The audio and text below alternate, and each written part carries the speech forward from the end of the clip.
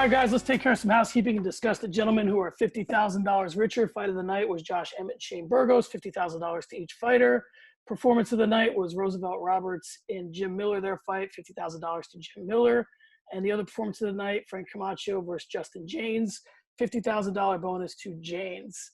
All right, and now we end the night with a new segment called Recency Bias.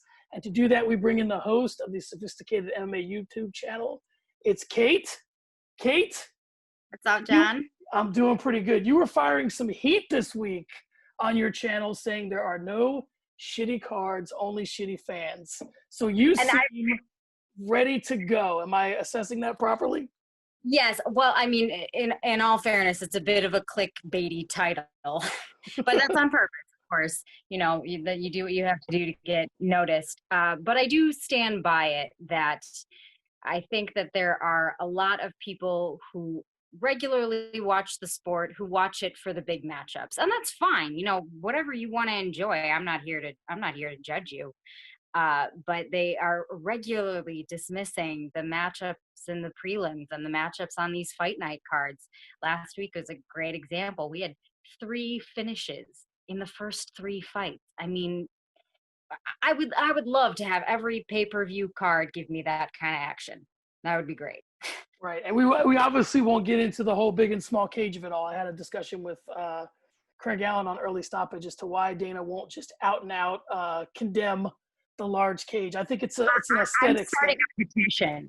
I'm going to do it. I'm going to start a petition. I want the smaller cage. This has been fantastic. I agree, yeah. All right, well, let's get into our recency bias. So I'm guessing, based on some of the stuff on your channel, that you're not afraid to be hot take Kate. So let's see if you got it for tonight. Let's talk about who you think won the night. And what I mean by that is, you know, when we think back on this card, this is the guy that everybody's talking about, or gal. This is the person who, you know, it was their night. Who do you think won the night? Oh, I got to give it to Josh Emmett. I mean, if not for the Joanna and Whaley fight, this one would be a fight of the year contender for sure. And he hurt himself early in the fight. I don't know what I didn't finish watching the post fight interviews and all of that, so I don't know exactly what he did to his knee. I don't know if you know. It seemed like he was very down about it, so almost like it was torn. Like he seemed like he was almost like the win and the great performance was secondary in his mind because of his concern for his knee. And rightly so. I mean, it looked when they showed it in slow motion, the way he kind of stepped on it and hyperextended it, that looked bad. I was absolutely amazed that he was able to deliver that kind of a performance with what looked like disabled lead leg. And I'm not quite sure why Shane abandoned the leg kicks. Those looked like they were doing really well, and he didn't really hold to that game plan. But either way, Josh Emmett had a really fantastic fight. He looked great. You know, as I was watching it, I was thinking this is a bad recipe with those leg kicks if he's going to let his left hand drop. But he didn't seem to care. He was just content to eat every fastball that Josh Emmett was content to put on his chin. He ate some heavy shots. I don't know what he's done since Calvin Kattar, because I watched that fight. And the reason that I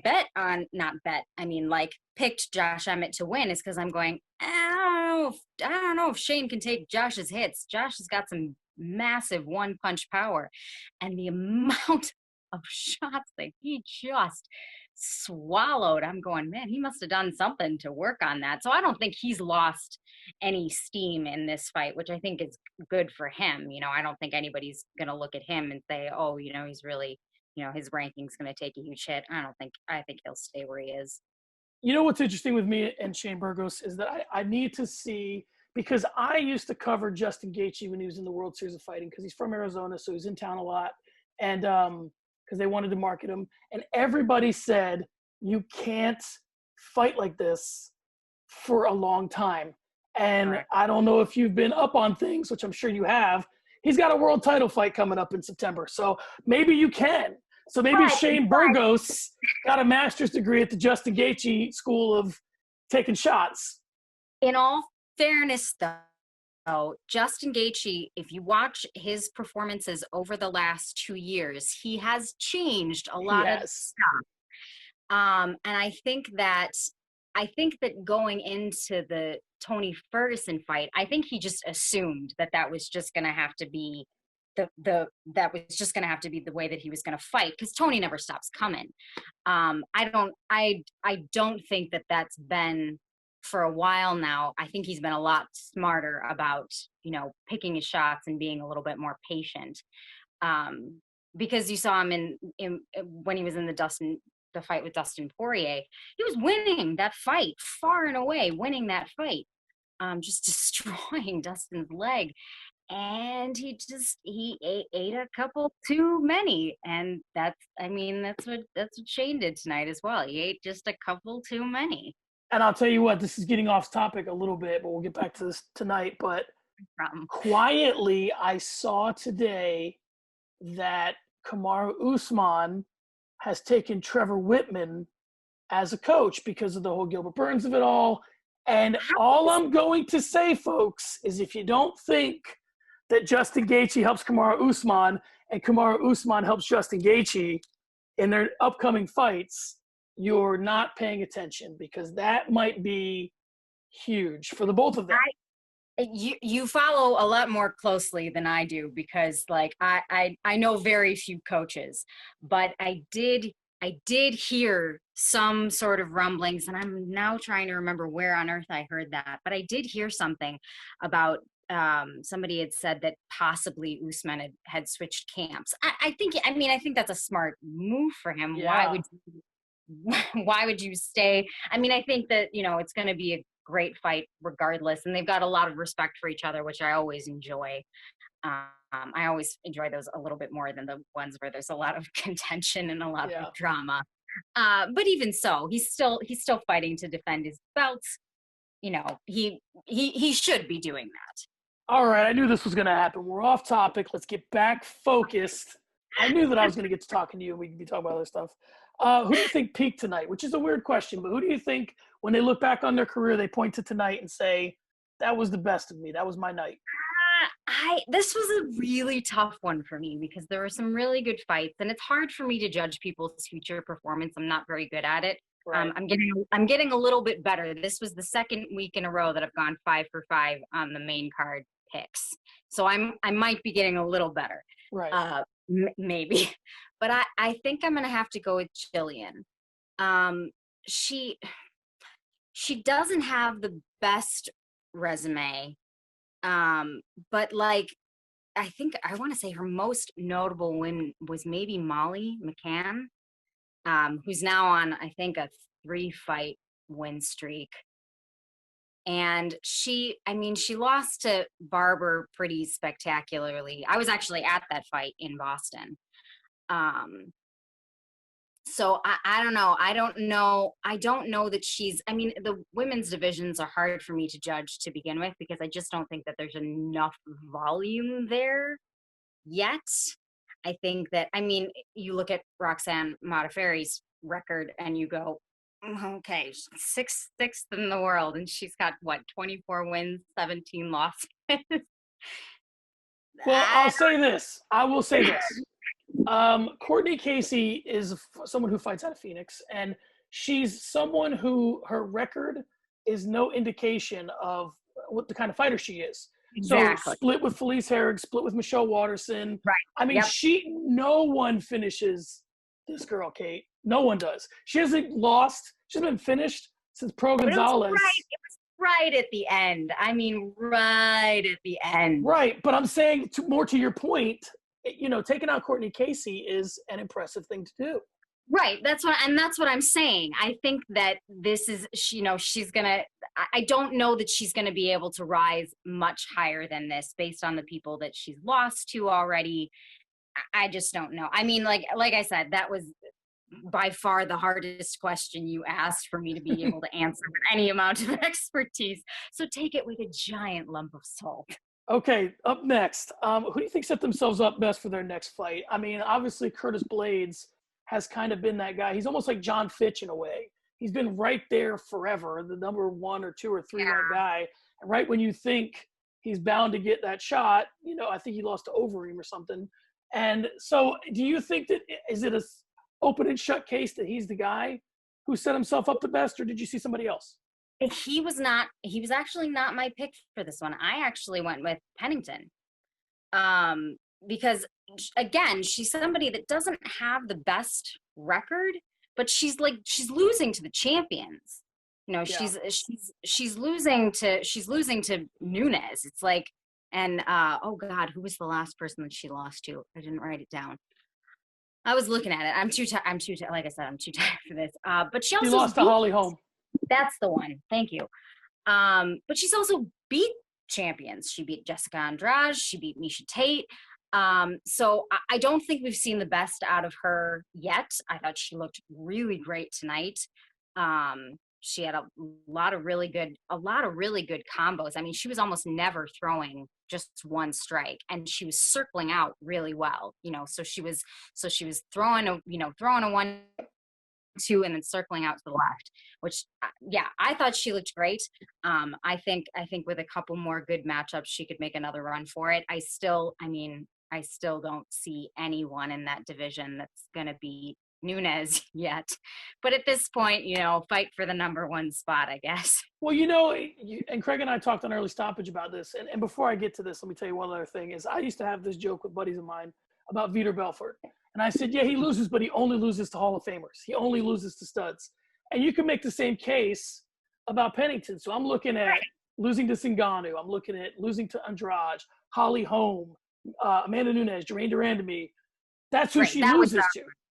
Yeah, so exactly. She kind of reminds you of, because one other thing we talked about in Early Stoppage was, what's the future hold for Nunes? I mean, I feel like, and again, I don't have that much insight into Amanda Nunes' personal life, but it seems to me like she's excited about being a parent. And you could see her take a year or two off, let the division figure itself out. So because people love The Last Dance, here's some Last Dance stuff for you. She could be the Houston Rockets. She could be when Michael Jordan's playing baseball or Amanda Nunes is being a mother. Yep. She could kind of be someone that has the skills to go ahead and grab a championship and is waiting for Amanda Nunes to come back. Oh, for sure. I absolutely could see that. And I agree with you on Nunes. I mean, we've got all these, you know, top fighters kind of making these waves right now and saying, you know, maybe I'll walk away from it, maybe I'll vacate. The fact that she has even brought up the R word, as Dana put it, does that mean that she should hang it up for a little while? I don't know. I mean, it's always hard for me. Like, it's always hard for me when a champion is definitively far and away better than everybody else, because part of what makes this sport exciting, and I'll get to this in one of your later answers, is that the odds of somebody winning, of a, you know, an underdog coming and beating the champion, you know, we kind of need that drama there a little bit. Like, if you know for sure, like, just about anybody that walks into the ring with John Jones, they're gonna lose. What made the Reyes fight so interesting, and probably like the aftermath of it, was that it's now like, oh, can he be beaten? And it all of a sudden makes him a more exciting fighter because there's a possibility of defeat. So with Nunes, I just don't know who that fighter is yet. And like you said, maybe she walks away, maybe Pennington makes a run for it, maybe she's the one that sits at the top for a little while, and maybe she gains enough experience to actually, you know, to actually fight for it, to actually give Nunes a run for her money. I mean, she's no slouch as far as striking is concerned, and she had some really great takedown defense. So I don't know. Well, and the other thing is there's a couple schools of thought in terms of champions. I mean, sometimes they're a victim of their own boredom. You know, you see someone like Mike Tyson or some of the people that got close to John Jones is because he's like not training, partying. Gustafsson got close to him because he was just didn't take him all that seriously. And sometimes if you're Dana, that doesn't make for a lot of pay-per-view buys. It doesn't make for a packed house, but that may be the recipe for someone to lose. And, you know, when they were throwing studs at GSP, he was knocking them all down. As soon as they threw the guy that won tough at him, he got cracked. So it's like, sometimes it's the guy that you least expect is the guy that gets you. That is the principle. It's not the big fat punch that you see coming. It's the one that you don't. It's that little tiny in the clinch DC v Stipe bunk. Lights out. You just didn't see it coming. All right, who's the person? And this is this is kind of negative, but I got to kick out the question. Who's the person that wishes tonight never happened? I bet you can guess what my answer is going to be. I would say, okay, I got two. Okay. I would say Shane Burgos, but he looked like he liked getting hit too much. So my guess would be Roosevelt Roberts. No, actually, I had Frank Camacho. Yeah, that's true. Yeah, Frank Camacho is probably the guy. I agree. Well, okay, and I don't want to say, this is going to sound so bad to say, and no disrespect to him whatsoever. He seems like a really good guy.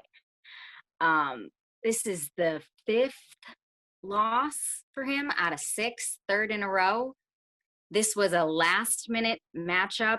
UFC debut, so it's a nobody essentially. I mean, I like to think that on occasion they're kind of like, for fighters that may be on a losing streak, they're like, okay, well we'll throw you a gimme, help get you back on your feet, because somebody who's debuting in the UFC, you can take a loss and still continue on. I mean, Miesha Tate lost her first fight and went on to be champion, so it's not like it's a huge deal to lose your first fight.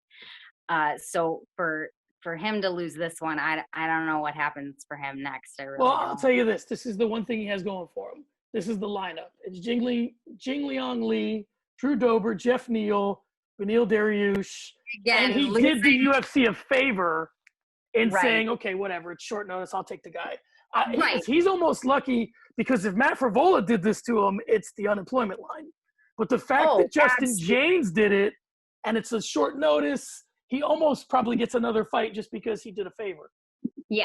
So he did luck out. I don't think he's getting cut. I just don't know who they're gonna. Where do you go with him? Yeah.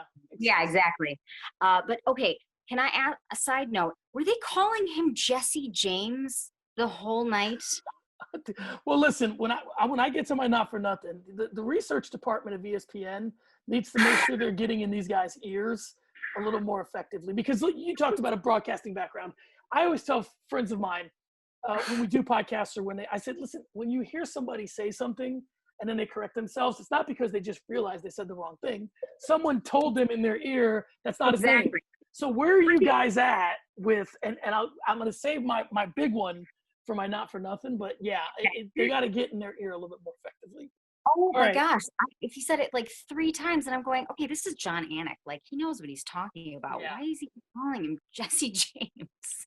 So here's the first of the 2 pressure questions. Okay. If you are so inclined, you can definitely go New York Post with this, how they do their headlines. But tomorrow morning, if you are if this is 20 years ago when people still read newspapers, sure. And they open the newspaper on their front lawn, in a world where the UFC would be on the front page, what would be the headline from tonight? The headline is, get ready for Curtis Blaydes Ngannou 3. I know Bisping says he doesn't want to see it, but I don't know where else you would put that kid. He's fought everyone already, and Ngannou obviously has the next title shot. I'm actually sitting here with crossed fingers, kind of hoping that they do DC Stipe in August as planned. I'm betting DC will win, because he's not going to make the same mistakes as the last fight. He'll use his wrestling, et cetera, et cetera. And I have a sneaking suspicion that they'll both retire. And that they'll both retire, because if Stipe wins, he'll retire to go out on top. If DC wins, he'll retire to go out on top. Whoever loses is retiring because they don't want to face Ngannou. Yeah. That's my hope. Cross fingers, and then we'll have a vacant belt, and it'll be Francis Ngannou and Curtis Blaydes 3. I think if it's New York Post, you got to do something with Blaydes and close and shave, or like close fight for whatever. But was it? It wasn't, but they'd figure out a way. Or you know what they would do? Here's what they would do: Blaydes sharp and win. That's how they would. There Yes. you go. Oh, All right. there you go. So I'm going to give you this. This is I've done recap shows in the past. I always love this part. So I'm going to give this to you, my example of this, and then you can go on with yours. This is the one that always is tricky, even for me. Not for nothing. My not for nothing is, the gist of it is you just say not for nothing, but blah, blah, blah, blah, blah. For me, not for nothing, but the ESPN production team really needs to get in Michael Bisping's ear when he's quoting a tweet from a parody account. All that Roosevelt Roberts tweeted me before the fight that he was going to look amazing after my Tecia Torres. It was a parody account, Bisping. And That's I don't expect a little blue check mark. Bisping has more important things to worry about, but man, that team has to get on it. So not for nothing, but look out for your boy. Oh, jeez. So what about you? You got one for me? Not for nothing, but underdogs are underrated. I love it. Oh my gosh. Okay, so I was looking. I don't bet because I have no guts at all. And I'm gonna have to look at my notes for this one because I had a whole bunch written down. But this card had, where is it? All right, so, and these are just the ones that I thought of off the top of my head, but based on the odds, Jim Miller, Lauren Murphy, Justin Jaynes, Tecia Torres, Josh Emmett, Jim Miller, I think I said him first, all of them were underdogs, were betting underdogs in these fights, and they all won their fights. And I don't know what site I was looking at. Maybe it was wrong, but when I went back to check, I'm like, holy cow, yeah, these people were all underdogs. And that's what I love. I mean, in almost no other sport, in baseball, football, basketball, yeah, maybe there'll be an upset, but it's almost most certainly going to be the team that you expect to win that wins. The Patriots playing, it's going to be the Patriots. Like, there's not as much unexpected action in most other sports, but in combat sports, especially MMA, anything can happen. And boy, oh boy, do I just love to see an underdog get the win. I just love it. So before I give you the final part of this to promote whatever you want to promote, I'm just going to tell you folks, I'm going to give you the attention that you don't want, which is her Instagram is SophistiKated_MMA, and it's a K instead of a C when you spell sophisticated. 5 for 5 on the main card, folks. 5 for 5. So Hot Take Kate knows exactly what she's your new betting resource. No. Go with the Greek. Go with the Greek. Don't listen to me. Here's my I do much better in cards where I don't have like an emotional stake. Right. Like there are a few fighters that I love, and there are a few fighters that I work with. So I'm gonna pick who I want to win, not usually who I think will win. There's the disclaimer. Yeah, that is the disclaimer. I should circle them in different colors. But I don't want all these fighters that follow me to be like, I want you to win, but I don't think you're gonna win. You don't want all those really cool fans to hop in your DMs and tell you how much they hate you for picking the wrong fight because they bet they bet their kids lunch money on your pick, and now they think I already get so much. You've seen the intro to my video. I already get plenty of hate on the regular just for being a girl. Right. It's so weird to me. I'm like, women do this, right? Right. Like, yeah. I'm allowed to be a fan and know something. I don't know. Oh, I let myself down. I was going to intro you straight from the kitchen, and I didn't. Oh, next time, kids. Next time. I'm not in my kitchen. If I were home, I'd be in my kitchen. There you go. Sure. Well, you got to give them what they want, right? That's what they think. So, you know how it goes. They said get back in the kitchen. So, all right, here we are. Now what? Let me tell you something, Kate. If you had a nickel for every guy who thought he knew something about MMA, you'd have a hell of a lot of nickels that didn't. Boy, would I? Nothing is funnier to me than being at, because before I started working at an MMA gym, I didn't really have anybody to watch fights with. I didn't have, none of my friends are as into this as I am. Certainly none of my girlfriends. So I would go to bars a lot by myself. Stand there with my eyes absolutely glued to the television, and I can't tell you how many guys would come up to me and start talking to me about what's happening on the screen. And every time, it would be everything in me not to turn to them and go, I guarantee I know more than you do. Yeah. Please go away. The best part, because this happens to me all the time. If someone comes to fix, my refrigerator and I have an MMA shirt on, it's a guy, they want to talk MMA. It's funny how when they get that look on their face, when they go, oh, I didn't know this was the kind of conversation we were going to have. I thought it was just surface level. And you start having like a real conversation when they're like, uh-oh. And then they know they're in too deep. They're like, uh-oh. You know that there's a litmus test. What's the litmus test? For MMA conversation. You ask them who their favorite fighter is. If they say Conor McGregor, GSP, or John Jones, I'm out. It's just like, okay, you don't watch MMA. You got to give me at least one fighter who's like sitting in the top 15 for me to go, oh, okay, so you do watch. Not that that's bad. It's just that it's not going to be the kind of conversation that I want to have, because they're going to go, oh, I don't know who that is. You can't walk it back now. You've already called this fan shitty. We're too far down the road now. No. All right. So tell me, what is the next piece of content where you're going to insult a large group of people? What's coming up next? Well, I don't know yet, because I'm actually out of town. I'm going to babysit my year-old niece.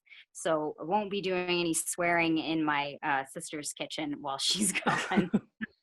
But I will be watching the fights with my parents up there in Minnesota on the 27th. So, we'll see what happens. I'm actually looking forward to a really good matchup. Dustin Poirier, Dan Hooker, Mickey Gall, Mike Perry. These are going to be some fun fights. Yeah, we'll definitely have to talk about those. Oh, for sure. Well, there you have it, guys. Recency bias with Hot Take Kate. How much that might need to be my new name. How much do you love or hate that? Be honest. I actually quite like it. Because here's the reason that I like it is that I have this friend of mine that I met via Instagram, but we've now become very good friends. We met in Chicago last year, and we get in fights all the time because I have these controversial opinions, but every once in a while, I'm right. Well, about broadcasting, there's a cadence to this thing. So if I can't do the last name, and trust me, guys, I've seen the last name. You wouldn't even want to try it. I don't even want to try and pronounce it, but you're not getting it anyway, so don't worry about it. But it has to be something with a good cadence, and Hot Take Kate is a good thing to. It's a good way to introduce somebody. So there you have it. It's Recency Bias with Hot Take Kate. You'll see her again soon. Thanks for coming on. I had a blast. Thanks so much.